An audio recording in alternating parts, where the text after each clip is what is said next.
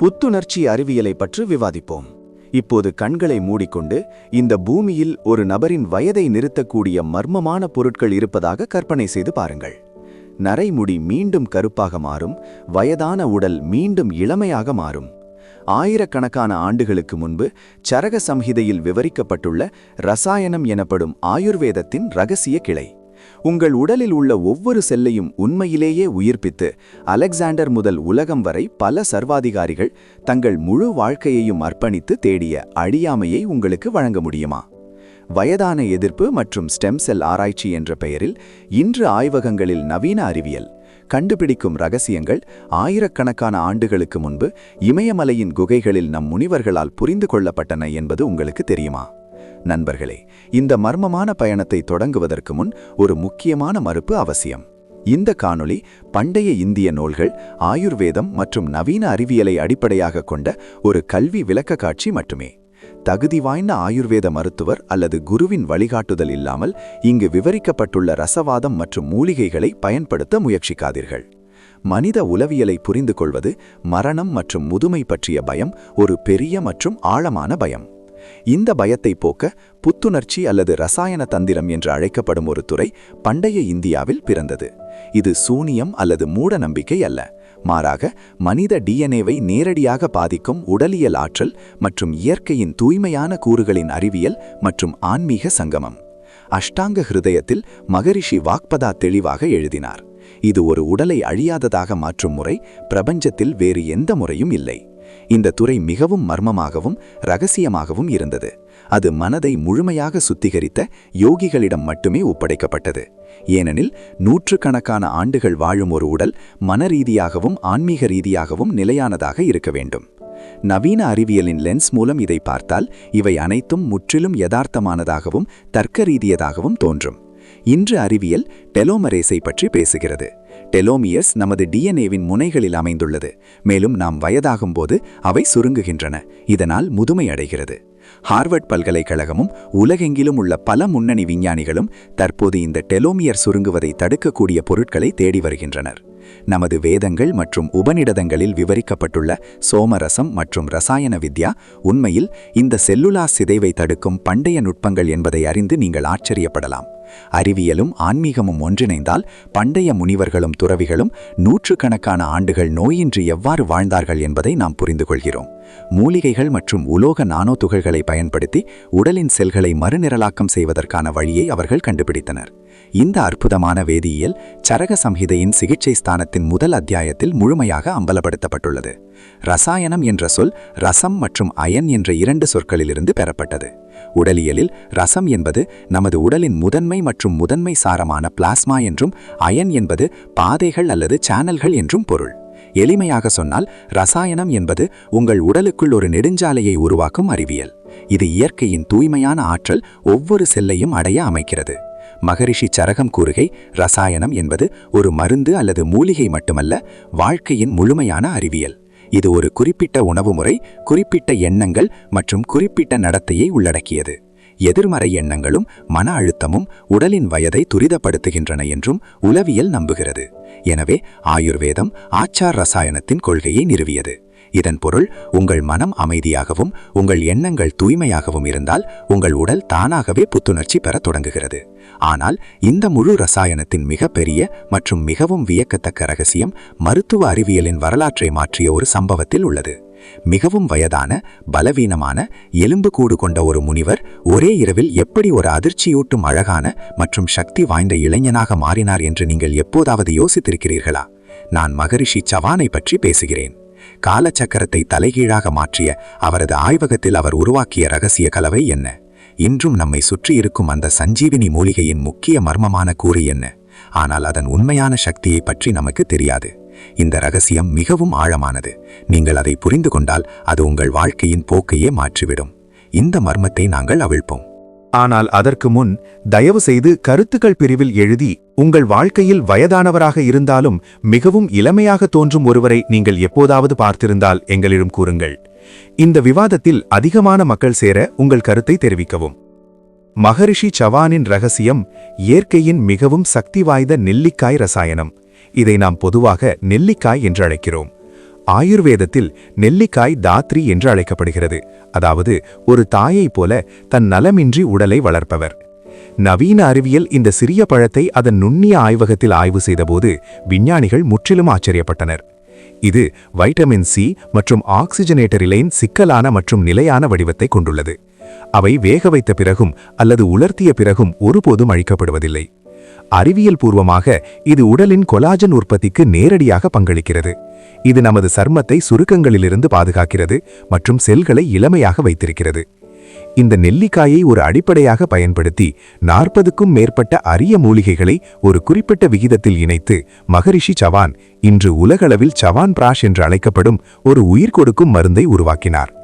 இது சாதாரண கலவை அல்ல, ஆனால் மனித நோய் எதிர்ப்பு சக்தி மற்றும் செல்லுலார் பழுது பார்க்கும் ஒரு உயிருள்ள அறிவியல் அதிசயம். அதன் மத மற்றும் ஆன்மீக அம்சங்களை நாம் ஆழமாக ஆராய்ந்தால் ஸ்கந்த புராணம் மற்றும் பத்ம புராணம் நெல்லிக்காயின் தோற்றத்திற்கு பின்னால் உள்ள உண்மையிலேயே குறிப்பிடத்தக்க மற்றும் தத்துவ மர்மத்தை வெளிப்படுத்துகின்றன. புராணத்தின்படி பிரம்மா பிரபஞ்சத்தை உருவாக்கும் போது பூமியின் உயிரினங்களின் எதிர்கால துன்பங்கள் மற்றும் நோய்களை பற்றி அவர் சிந்தித்தார். இரக்கத்தால் அவரது கண்களிலிருந்து வழிந்து பூமியில் விழுந்த கண்ணீர் நெல்லிக்காய் மரத்தை உருவாக்கியது.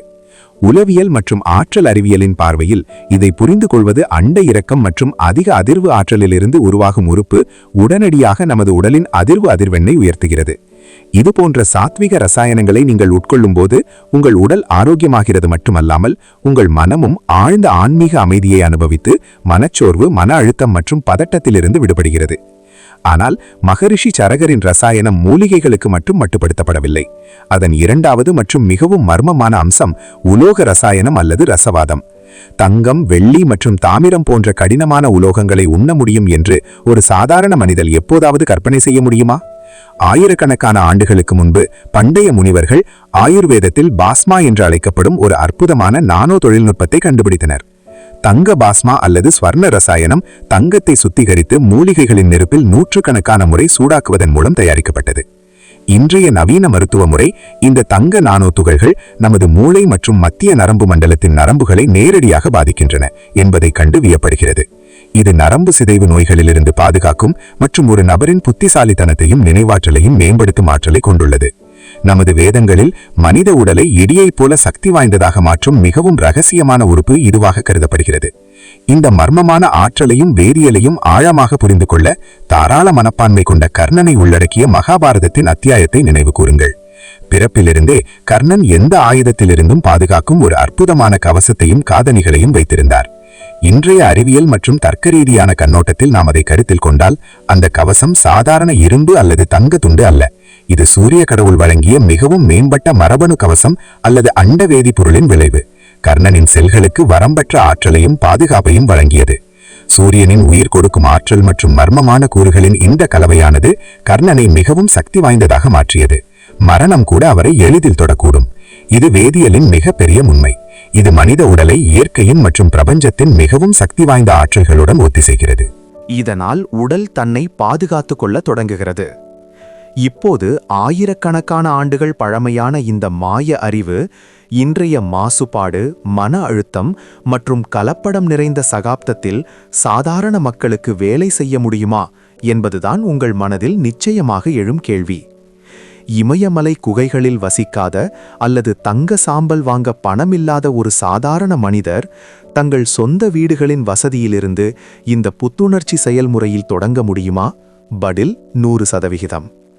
ஆனால் எந்த மூலிகையும் எந்த விளைவையும் ஏற்படுத்தாது என்பதை புரிந்து கொள்ளாமல் இந்த வேதிப்பொருளை உட்கொள்வதற்கு ஒரு குறிப்பிட்ட உளவியல் முறை உள்ளது. எல்லாவற்றிற்கும் மேலாக மகரிஷி சரகர் வகுத்த முதல் விதி என்ன? அது இல்லாமல் அமிர்தம் கூட உடலில் விஷமாக மாறும். அந்த சட்டம் உடலை சுத்திகரித்தல் அல்லது நச்சு நீக்கம் செய்வதாகும். உலகின் தூய்மையான பாலை ஒரு அழுக்கு பாத்திரத்தில் ஊற்றுவதை கற்பனை செய்து பாருங்கள். என்ன நடக்கும்? பாலும் கெட்டுவிடும். இதேபோல் ஆயுர்வேதமும் அறிவியலும் நம் வயிறும் குடல்களும் பல ஆண்டுகளாக குவிந்திருக்கும் அழுக்கு, நச்சுகள் மற்றும் அழுக்குகளால் நிரப்பப்பட்டிருக்கும் வரை மிகவும் சக்தி வாய்ந்த ரசாயனம் அமுதம் கூட நம் உடலில் எந்த விளைவையும் ஏற்படுத்தாது என்று நம்புகின்றன. மனம் பழைய எதிர்மறை நினைவுகளால் நிரம்பியிருந்தால் புதிய மற்றும் நேர்மறை எண்ணங்கள் அதில் நுழைய முடியாது என்றும் உளவியல் கூறுகிறது.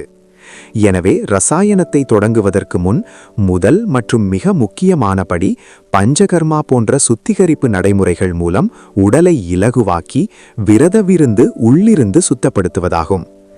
இன்றைய நவீன அறிவியலும் இந்த செயல்முறையை ஆட்டோஃபேஜி என்ற பெயரில் அங்கீகரிக்கிறது. இதற்காக நோபல் பரிசு கூட வழங்கப்பட்டுள்ளது. இதில் உடல் பசியால் வாடும்போது அதன் சேதமடைந்த செல்களை உட்கொண்டு தன்னைத்தானே புதுப்பித்துக் கொள்கிறது. உடல் முழுமையாக சுத்திகரிக்கப்பட்டவுடன் இந்த ரசாயன வித்யாவை சாதாரண மக்கள் பயன்படுத்த தொடங்குகிறார்கள். இதற்காக நீங்கள் இமயமலை அல்லது காட்டில் அலைய வேண்டியதில்லை. இயற்கை இந்த அமிர்தத்தை உங்களை சுற்றி வைத்துள்ளது. மிகவும் எளிமையான மற்றும் மிகவும் அற்புதமான ரசாயனம். ஆயுர்வேதத்தில் ஹரித்ரா ஒரு தாயை விட பெரியதாக கருதப்படுகிறது. ஏனெனில் ஒரு தாய் சில நேரங்களில் கோபப்படலாம், ஆனால் ஹரித்ரா வயிற்றில் ஒரு முறை கூட தீங்கு விளைவிக்காது. நீங்கள் தினமும் காலையில் வெறும் வயிற்றில் நெல்லிக்காய் சாறு, கற்றாழை மற்றும் கிலோ ஆகியவற்றை உட்கொண்டால் உலகில் உள்ள எந்த விலை உயர்ந்த அழகு சாதன கிரீம்களும் வழங்க முடியாத ஒரு வயதான எதிர்ப்பு ஊக்கத்தை நீங்கள் அறியாமலேயே உங்கள் உடலுக்கு வழங்குகிறீர்கள். கூடுதலாக குளிர்காலத்தில் தூய செவன்பிராஷ் உட்கொள்வது எந்த சாதாரண வைரசும் ஊடுருவ முடியாத நோய் எதிர்ப்பு சக்தியை உருவாக்குகிறது. இது ஒரு அதிசயம் அல்லது மூட நம்பிக்கை அல்ல, ஆனால் உங்கள் உடலின் உயிர் வேதியியலை இயற்கையாக மீட்டமைக்கும் ஒரு அறிவியல் முறை. ஆனால் இந்த அனைத்து உடல் மூலிகைகளுக்கும் அப்பால் உங்கள் ஆன்மா மற்றும் ஆழ்மனதில் நேரடியாக செயல்படும் ஒரு ரசாயனம் உள்ளது. உபநிடதங்கள் மற்றும் யோகா தத்துவத்தில் இது பிரம்ம ரசாயனம் அல்லது ஆச்சார் ரசாயனம் என்று அழைக்கப்படுகிறது. அது என்ன? இது உங்கள் எண்ணங்கள் மற்றும் உங்கள் நடத்தை பற்றிய அறிவியல். உண்மையை பேசுதல், கோபப்படாமல் இருத்தல், இரக்கம் காட்டுதல் மற்றும் தியானம் செய்தல். இது வெறும் ஒரு தார்மீக கட்டளை அல்ல. ஒருவர் ஆழ்ந்த தியானம் செய்யும் போது அல்லது தன்னலமின்றி மற்றவர்களுக்கு உதவும் போது டோப்பமைன், செரோட்டோனின் மற்றும் ஆக்சிடாசின் போன்ற ஹார்மோன்கள் அவர்களின் மூளையில் வெளியிடப்படுகின்றன என்பதை நவீன நரம்பியல் நிரூபித்துள்ளது. இந்த ஹார்மோன்கள் உடல் செல்களின் வயதை தடுக்கின்றன. அதாவது உங்கள் மனம் அமைதியாகவும் மகிழ்ச்சியாகவும் இருந்தால் உங்கள் உடலில் உள்ள ஒவ்வொரு உயிரணுவும் தானாகவே புத்துணர்ச்சி பெறும். இது ஆன்மீகம் மற்றும் அறிவியலின் மிகவும் அற்புதமான மற்றும் உண்மையான ஒன்றியம். ஆயிரக்கணக்கான ஆண்டுகளுக்கு முன்பு நம் முன்னோர்கள் இவ்வளவு ஆழமாக புரிந்து கொண்ட அறிவியலை இப்போது கற்பனை செய்து பாருங்கள். இன்று நாம் ஏன் அதிலிருந்து விலகிச் சென்றோம்? இயற்கையின் விதிகளை மீறி துரித உணவு, மன அழுத்தம் மற்றும் செயற்கை வாழ்க்கை முறைகளை ஏற்றுக்கொண்டோம். இதன் விளைவாக மனிதர்கள் சிறுவயதிலேயே ஏராளமான நோய்களுக்கும் முதுமைக்கும் பலியாகி வருகின்றனர். ரசாயனம் நம்மை நம் வேர்களுக்கு திரும்ப அழைக்கிறது. நாம் நோய்வாய்ப்பட்டிருக்கும் போது மருந்து எடுத்துக்கொள்வது மட்டுமல்ல, மாறாக இது நோயுற்று இருப்பதற்கும் நமது உயர்ந்த உடல் மற்றும் மனத்திறனை அடைவதற்கும் ஒரு மர்மமான பாதை. இது உங்கள் உடல் வெறும் சதை மற்றும் எலும்புகளால் ஆன உருவம் அல்ல, மாறாக பிரபஞ்சத்தின் ஆற்றலால் இயக்கப்படும் ஒரு உயிரியல் இயந்திரம் என்பதை உங்களுக்கு வெளிப்படுத்துகிறது. நீங்கள் அதற்கு சரியான எரிபொருள் மற்றும் எண்ணங்களை வழங்கினால் இந்த இயந்திரம் நீண்ட காலத்திற்கு அயராது செயல்படும். நண்பர்களே, ரசாயனம் வழியாக செல்லும் இந்த பயணம் வெறும் தகவல் பயணம் மட்டுமல்ல, சுய கண்டுபிடிப்புக்கான பயணம். உங்கள் உடலுக்குள் இருக்கும் இந்த அமிர்த கலசத்தை எழுப்ப நீங்கள் தயாரா? இன்று முதல் இயற்கையை உங்கள் வாழ்க்கை முறையில் இணைத்துக் கொள்ளுங்கள்.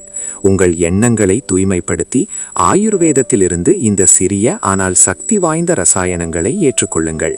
சில வாரங்களுக்குள் நீங்கள் முன்பு அனுபவித்த எதையும் போல் அல்லாமல் ஒரு சக்தியை உங்களுக்குள் அனுபவிப்பீர்கள் என்று நான் உங்களுக்கு உறுதியளிக்கிறேன்.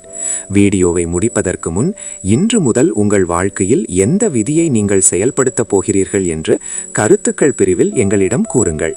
நீங்கள் நெல்லிக்காயை உட்கொள்ள தொடங்குவீர்களா அல்லது ஆச்சார் ரசாயனத்தின்படி கோபப்படாமல் இருக்க உறுதிமொழி எடுப்பீர்களா? உங்கள் கருத்துக்கள் எங்கள் சமூகத்தை ஊக்குவிக்கின்றன. இந்த காணொளி மர்மமானதாகவும் அறிவியல் பூர்வமானதாகவும் தகவல் தருவதாகவும் இருந்தால் அதை லைக் செய்து உங்கள் நண்பர்கள் மற்றும் குடும்பத்தினருடன் பகிர்ந்து கொள்ளுங்கள். இதனால் அவர்களும் இந்த புத்துணர்ச்சி அறிவியலால் பயனடைய முடியும். எங்கள் சேனலுக்கு குழு சேரவும், ஏனென்றால் எதிர்காலத்தில் இதுபோன்ற ஆழமான ரகசியங்களை நாங்கள் வெளிப்படுத்தப் போகிறோம். அதுவரை உங்களை நீங்களே கவனித்துக் கொள்ளுங்கள், ஏனென்றால் உங்கள் உடல் உங்கள் மிகப்பெரிய கோயில். நன்றி மற்றும் நமஸ்காரம்.